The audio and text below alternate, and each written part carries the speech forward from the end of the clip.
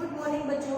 बेटा last video में हमने ग्रेविटेशनल पोटेंशियल एनर्जी का एक्सप्रेशन डिस्कस कर लिया था और उसको ग्रेविटेशनल फोर्स है उसको हमने कंजर्वेटिव फोर्स भी शो किया था कि कैसे कंजर्वेटिव है नेचर में। ठीक है, तो अब देखिए पर ध्यान से, अगर हमारा ये ग्राउंड था, ये हमारा अर्थ था और यहाँ से बॉडी को हमने उठा के यहाँ ऊपर लेके गए, तो इस पॉइंट पे हमने उसकी एनर्जी 0 मानी।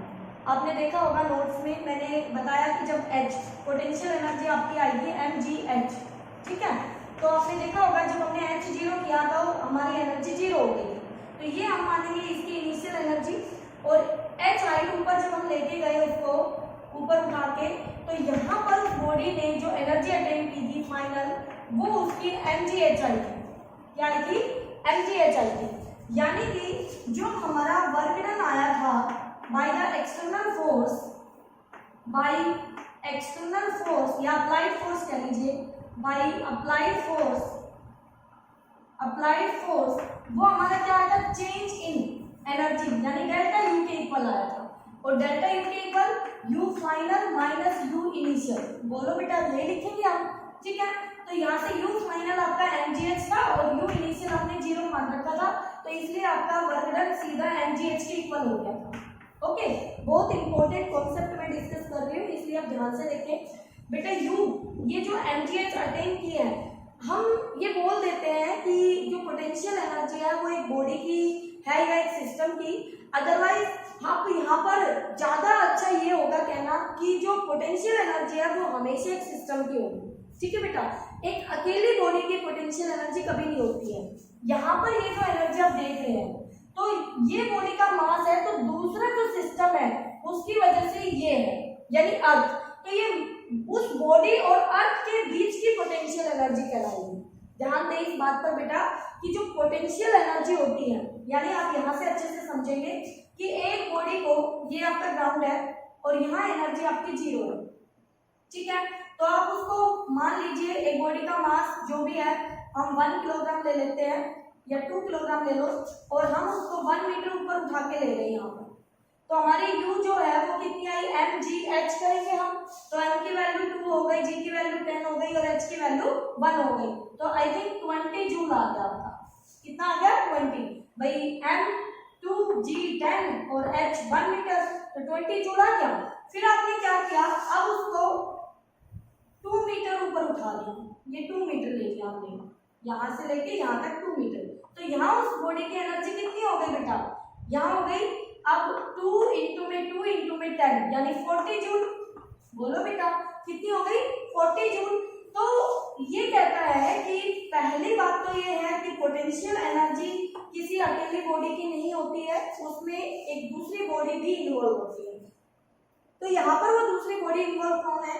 यहाँ पर दूसरी बॉडी इन्वॉल्व है अर्थ, ठीक है। दूसरा, पोटेंशियल एनर्जी किसी पॉइंट पर जब हम डिफाइन करते हैं, तो वो पोटेंशियल एनर्जी ना होके वो पोटेंशियल एनर्जी का डिफरेंस होता है हमेशा। क्या होता है? डिफरेंस। हाँ, वो बात दूसरी है कि इनिशियली हम वो पॉइंट जो लेते हैं वो हम ऐसा पॉइंट मान के चलते हैं जो इनिशियली 0 रेफरेंस पे है। किस पे है बेटा? 0 रेफरेंस पे है। तो उस इनिशियल से फाइनल पोजीशन तक किया गया जो वर्क है, वही वर्क उसकी पोटेंशियल एनर्जी के इक्वल आ जाता है।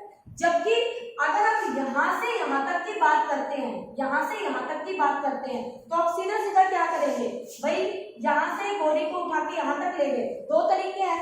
या मैं इस फाइनल एनर्जी में से यहाँ की एनर्जी घटा दूं, यानी कि ये मेरा फाइनल, ये मेरे इनिशियल, तो u final minus u initial मैंने किया, तो 40 माइनस 20 इक्वल टू 20 जूल।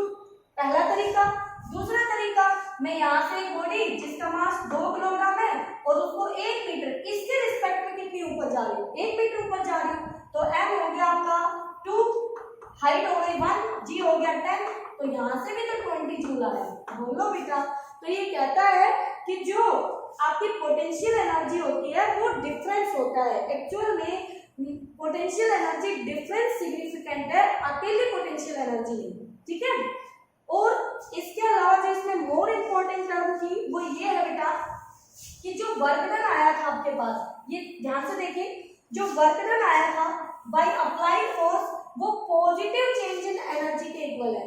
लेकिन अब ध्यान से देखना, जब हम यही work done by conservative force निकालते हैं, यानी कि mg आपका नीचे लग रहा था ना नीचे, तो यहाँ पर वर्क डन कैसा आता है? नेगेटिव आता है।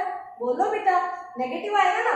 तो यहाँ पर जो एनर्जी होगी, चेंज इन एनर्जी, वो -w के बराबर होगी, क्योंकि यहाँ पे वर्क डन हमारा कैसा आएगा? नेगेटिव आएगा। तो ये वर्क डन नेगेटिव आएगा। ये वर्क डन किसका है? बाय कंजर्वेटिव फोर्स यानी ग्रेविटी। यहाँ पर तो ग्रेविटी की बात हो रही है ना।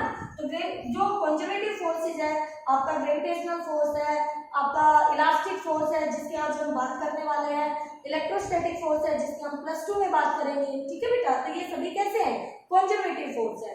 दूसरी बात, जो पोटेंशियल एनर्जी है वो हमेशा कंजर्वेटिव फोर्सेस के लिए ही डिफाइन होगी, नॉन कंजर्वेटिव के लिए डिफाइन नहीं होगी, ठीक है। तो यहाँ से जो वर्क डन आप निकालेंगे तो वो वर्क डन इक्वल टू होता है initial energy minus final energy, या फिर आप उसको लिख सकते हैं negative of change in energy, ठीक है। तो ये आप ध्यान रखें। तो work done by conservative force हमेशा नेगेटिव आता है। आपने किया भी था, मैं यहाँ दिखा सकती हूँ आपको। एक बॉडी है, नीचे उसका फोर्स लग रहा है, ग्रेविटी नीचे लगा रही है, लेकिन बॉडी ऊपर जा रही है, डिस्प्लेसमेंट ऊपर हो रहा है। तो जो W है वो F.S 180 डिग्री एंगल बन रहा है। mg S कितना है? S ले लो, मान लीजिए cos 180 आ गया, तो वर्क डन कैसा होगा? -mg S, ठीक है। लेकिन work done by the external force वो हमारा पॉजिटिव, तो वहां पे चेंज इन एनर्जी उसके पॉजिटिव वर्क के इक्वल होती है। But work done by conservative force negative change in potential energy के इक्वल होता है, ठीक है। ये बहुत ही इंपॉर्टेंट टर्म थी जो आपको बतानी थी, न्यूमेरिकल में आपको बहुत हेल्प करेगी। चलिए, आज का जो टॉपिक है वो है आपका इलास्टिक पोटेंशियल एनर्जी, यानी कि हमारे पास जो बॉडी होगी वो इलास्टिक बॉडी है। कैसी बॉडी है? इलास्टिक बॉडी है। तो इलास्टिक बॉडी में एक ऐसा नेचर होता है, एक ऐसा कैरेक्टरिस्टिक होता है जिसकी वजह से जब हम उस बॉडी पे फोर्स लगाते हैं तो उसमें फोर्स जनरेट होता है जो उसको उसकी ओरिजिनल स्टेट में ले जाना चाहता है। तो देखिए बेटा ध्यान से, मैं यहाँ पे दिखाती हूँ आपको। पहले ये मैंने एक वर्टिकली स्प्रिंग लिया है, ऐसे कोई स्प्रिंग ले लिया ऐसे वर्टिकल, आपको फील करना है बस, ठीक है। तो उसके लिए अब इसके जो एक एंड को हमने लटका दिया है और उस एंड पर हम क्या करेंगे, एक बॉडी को यहाँ पर, अभी ये इसकी लेंथ है, ठीक है। तो ये इसकी नेचुरल लेंथ है। कैसी लेंथ है? नेचुरल लेंथ है। अब इस बॉडी को हम यहाँ टाई कर देंगे तो इसमें कुछ एक्सटेंशन आएगा, बिल्कुल आएगा। तो ये कुछ इस तरह से हो जाएगी। अब ये यहाँ आ गई, ठीक है।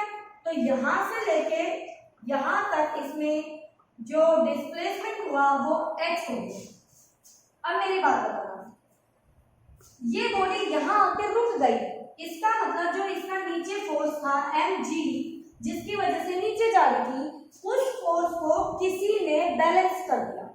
नहीं तो ये लगता रहता है, उसको नीचे खींचता रहता, क्योंकि कोई भी बॉडी तब तक मूव करती रहती है जब तक नेट फोर्स उस पे नॉट इक्वल टू 0, यानी वो नेट फोर्स 0 ना हो जाए तब तक वो चलती रहेगी। जैसे ही नेट फोर्स 0 हो जाएगा, अगर वो बॉडी नेट फोर्स 0 हो गया तो वो बॉडी दो सिचुएशन रिप्रेजेंट करेगी, ड्यूअल नेट फोर्स 0 में या फिर वो रेस्ट में, ठीक है बेटा। तो यहाँ पर वो सिचुएशन है कि ये बॉडी रेस्ट में आ गई, इसका मतलब mg को कोई फोर्स बैलेंस कर रहा है, तो वो फोर्स कहलाता है बेटा स्प्रिंग फोर्स। कौन सा फोर्स? Spring force. ये आपका स्प्रिंग फोर्स है Fs। चलो मैं Fs से ही लिख देती हूँ, स्प्रिंग फोर्स, ठीक है। इस फोर्स को रीस्टोरिंग फोर्स भी हम कहते हैं, रीस्टोरिंग फोर्स। रीस्टोरिंग फोर्स क्यों कहते हैं? क्योंकि ये फोर्स इस बॉडी को वापस ऊपर ले जाने की कोशिश करेगा।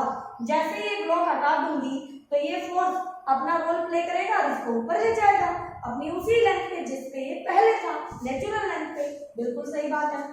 अब सुनिए, ये दोनों इक्वल हो गए तो बॉडी ने इक्विलिब्रियम अटेन कर लिया। यानी Fs इक्वल टू mg हो गया, ठीक है। और बॉडी आगे नहीं जा रही है। यहाँ पर नेचुरल लेंथ जब हमने ब्लॉक नहीं लगाया था तब वो बॉडी अपनी ओरिजिनल स्टेट में थी, ठीक है। अब इसको हम बोलते हैं नेचुरल लेंथ, नेचुरल लेंथ, ठीक है। ये उसकी नेचुरल लेंथ, ओके बेटा। अब ना हमने इसको कंप्रेस किया ना हमने इसको स्ट्रेच किया, तो बॉडी में कोई एनर्जी स्टोर, हमने कोई वर्क नहीं किया। लेकिन जैसे ही ब्लॉक को टाई किया तो ब्लॉक के मास की वजह से ये बॉडी नीचे इस स्प्रिंग को खींच के इतना नीचे ले आई, तो इस स्प्रिंग पर कुछ वर्क किया, वो mg ने किया, ठीक है। अब वो वर्क कितना किया, जितना भी किया वो वर्क, अब ये वो वर्क भी हो गया, यानी कि इसको कुछ एनर्जी भी मिल गई, लेकिन ये चल नहीं रही। इसका मतलब इसको वो एनर्जी पोटेंशियल एनर्जी की फॉर्म में मिली है। किस फॉर्म में मिली है? पोटेंशियल एनर्जी की फॉर्म में मिली है। तो ये इसकी पोटेंशियल एनर्जी को इंक्रीज कर देता है। अगर आप इस पे और फोर्स लगाएंगे तो ये और इंक्रीज कर जाएगी पोटेंशियल एनर्जी। अब ये फोर्स का क्या रोल है बेटा? mg मेरा अगर कम होगा तो ये फोर्स कम होगा, mg कम होगा तो x डिस्प्लेसमेंट कम होगा। इसका मतलब मैं ये कह सकती हूँ कि जो मेरा F स्प्रिंग फोर्स है वो x के डायरेक्टली प्रोपोर्शनल होगा, बिल्कुल होगा, according to Hooke's law, according to Hooke's law, ठीक है। आपका ये रिस्टोरिंग फोर्स उतना ही ज्यादा होगा जितना ज्यादा आपका x होगा। नहीं समझे आप मेरी बात? देखिए इस स्प्रिंग पर, ये स्प्रिंग है, इस स्प्रिंग पर 1 किलो वजन लगाया, 1 किलो वजन, तो ये 1 सेंटीमीटर एक्सटेंशन शो की इसने x की वैल्यू। मैंने वजन 1 किलो पे 1 सेंटीमीटर शो की, 2 किलो किया, एक्सपेरिमेंटली करके देख सकते हैं आप, ठीक है। हमारी लैब में 2 सेंटीमीटर आ गया एक्सटेंशन। मैंने 3 किलो वजन लगाया, 3 सेंटीमीटर आ गया, किलो ज्यादा हो जाएगा, ग्राम ले लीजिए, ठीक है। 10 ग्राम, 20 ग्राम, 30 ग्राम, 40 ग्राम यूज किया, 4 सेंटीमीटर हो गया। तो जब मैंने ग्राफ प्लॉट किया किस किस के बीच, applied force F applied and x, तो वो ग्राफ हमारा कैसा आया? Straight line. कैसा आया?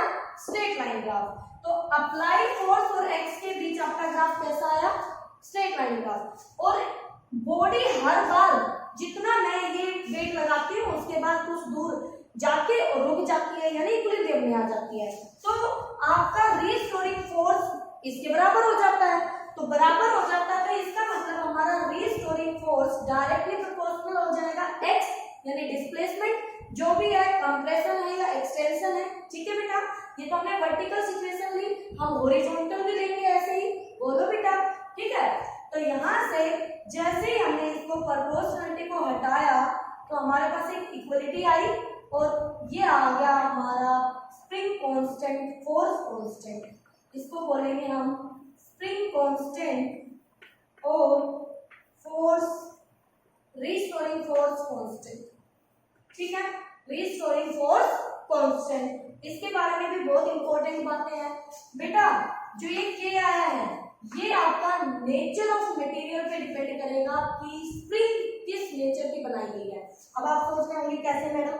बेटा आपने पेन यूज किए होंगे टिक टिक वाले, ठीक है, स्प्रिंग लगी होती है उनमें आगे, बहुत ही सॉफ्ट स्प्रिंग होती है, इजीली सी कंप्रेस हो जाती है, यानी कि आपको उसको क्या करने के लिए, कि पेन को ऑन करने के लिए, चलाने के लिए जब आप अपनी स्विच को दबाते हो तो इजीली दबा लेते हो। लेकिन इसी की जगह अगर हम बाइक में जो फोकस लगे होते हैं उन स्प्रिंग की बात करें, स्टील के बने होते हैं आई थिंक, तो वो जो आपके स्प्रिंग होते हैं वो बहुत हार्ड होते हैं, जबकि पेन में जो स्प्रिंग लगा है वो बहुत सॉफ्ट स्प्रिंग है।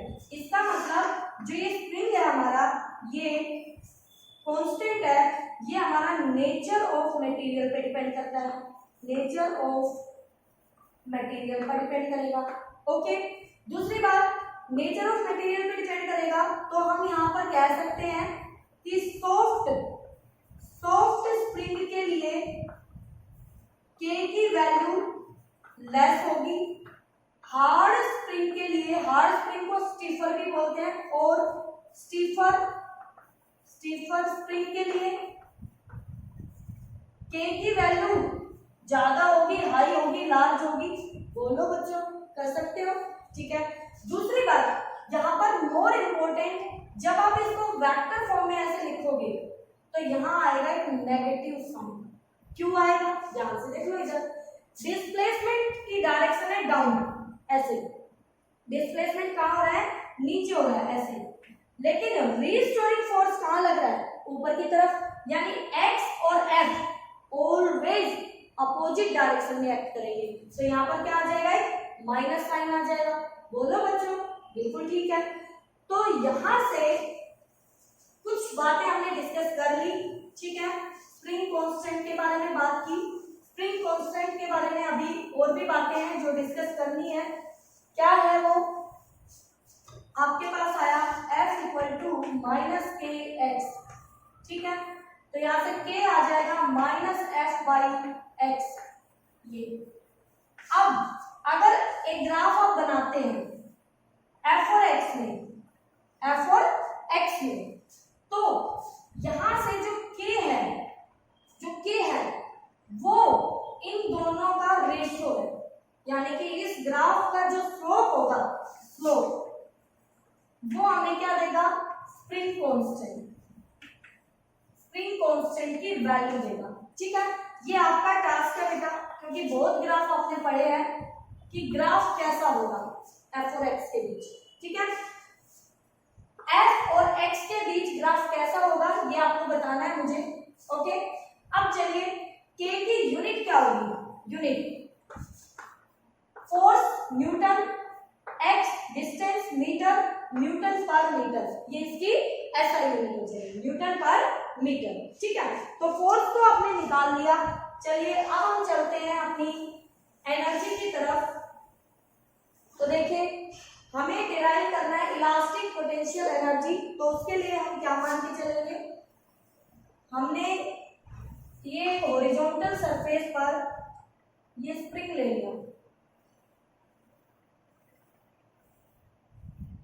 ठीक है, यहाँ पर कोई भी मास ऐसे टाई कर दिया m बॉडी, और ये इसकी नेचुरल लेंथ है, यहाँ पर x इक्वल टू 0 है। अगर हम इसको अप्लाई फोर्स लगा के F अप्लाई, ये अप्लाइड है, अप्लाइड फोर्स लगा के हम इसको क्या करते हैं? एक्सटेंड करते हैं। ठीक है, स्ट्रेचिंग करते हैं। तो स्ट्रेचिंग में जो हमारी सिचुएशन होगी वो ऐसी होगी,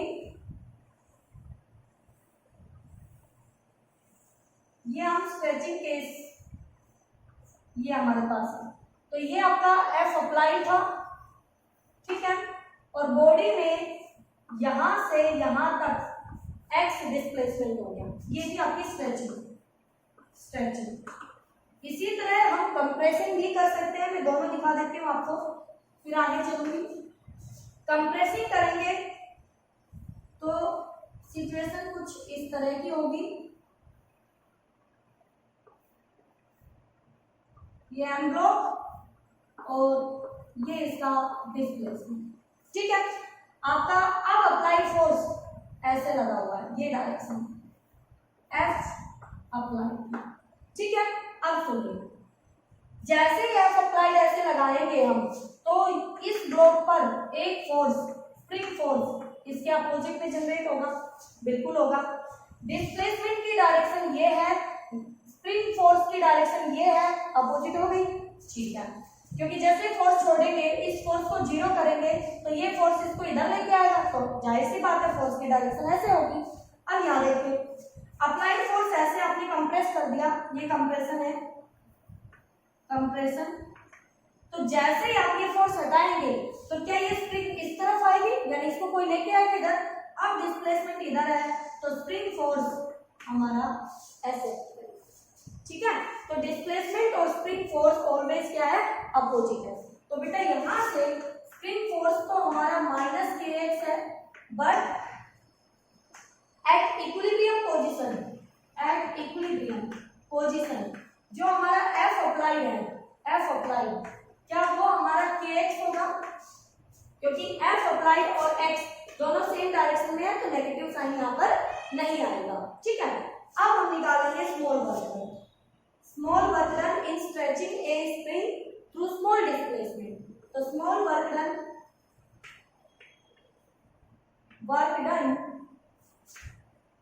by the applied force। ध्यान देना मैं अप्लाइड फोर्स के लिए कर रही हूँ, by the applied force। तो बताइए dw equal to f dot dx लिखेंगे, ओके ठीक है। dw इक्वल टू मेरा अप्लाइड फोर्स और डिस्प्लेसमेंट दोनों सेम डायरेक्शन में, तो f dx cos 0 बिल्कुल। dw इक्वल टू मेरा अप्लाइड फोर्स कितना है, kx dx cos 0 1 हो गया, ठीक है। Integrating on both sides for total work done, तो w equal to integration x initial से x फाइनल ले लेते हैं। इनिशियल बाद में हम 0 कर देंगे, ठीक है। तो x इनिशियल से x final, okay. k x dx, ठीक है। k को बाहर करेंगे हम, तो k को बाहर करेंगे तो आपके पास आ जाएगा w इक्वल टू k बाहर और x का इंटीग्रेशन, तो वो हो जाएगा x square by 2, x initial से x फाइनल, ठीक है। तो w कितना आ गया, k by 2 x final square minus x initial का स्क्वायर, और w इक्वल टू हाफ के x final square minus half के एक्स इनिशियल स्क्वायर। इसका मतलब w equal to final potential energy minus initial potential energy, यानी कि w equal to delta u के बराबर आया। जबकि स्प्रिंग फोर्स एक कंजर्वेटिव फोर्स है, but spring force is conservative force, तो यहां से जो वर्क डन आएगा bye spring force, W bye spring force, वो आएगा माइनस डेल्टा यू के इक्वल। बोलो बेटा, ठीक है। इसका मतलब जो हमारा स्प्रिंग फोर्स की वजह से वर्क डन आएगा वो कैसा आएगा, यहां से पता चल जाएगा आपको। जैसे मैं इस कंडीशन में x इनिशियल को 0 करती हूँ, x इनिशियल को 0, ठीक है, put x initial equal to 0, तो u इनिशियल आपकी 0 हो जाएगी बेटा। देयरफॉर आपका जो वर्क डन था by applied force, applied force equal to, देखना यहाँ से हाफ के एक्स फाइनल x हो जाएगा और इनिशियल 0, तो ये आ गया हाफ के एक्स स्क्वायर, और यही आपकी पोटेंशियल एनर्जी आएगी स्प्रिंग के केस में, इलास्टिक पोटेंशियल एनर्जी। लेकिन बेटा work done by spring force करेंगे तो ये माइनस के एक्स स्क्वायर के इक्वल आएगा, ठीक है। तो ये पूरा कॉन्सेप्ट था इलास्टिक पोटेंशियल एनर्जी का। अब इसमें आपको कहीं भी कोई भी डाउट हो तो आप मुझसे पूछ सकते हो। अब इसमें एक मोर इम्पोर्टेंट ग्राफ है, वो मैं नेक्स्ट लेक्चर में डिस्कस करूंगी बेटा, ठीक है। तो आप यहाँ तक इसको अच्छे से करें, कोई भी दिक्कत होती है, कोई भी डाउट होता है तो आप पूछिए, ओके।